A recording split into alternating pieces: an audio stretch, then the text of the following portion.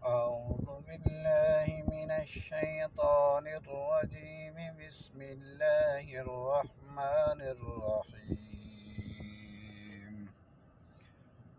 ألف لام ميم.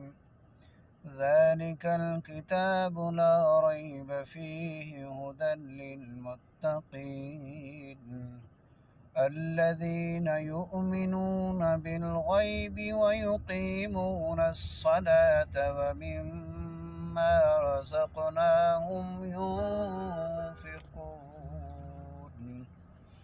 والذين يؤمنون بما أنزل إليك وما أنزل من قبلك وبالآخرة هم يوقنون.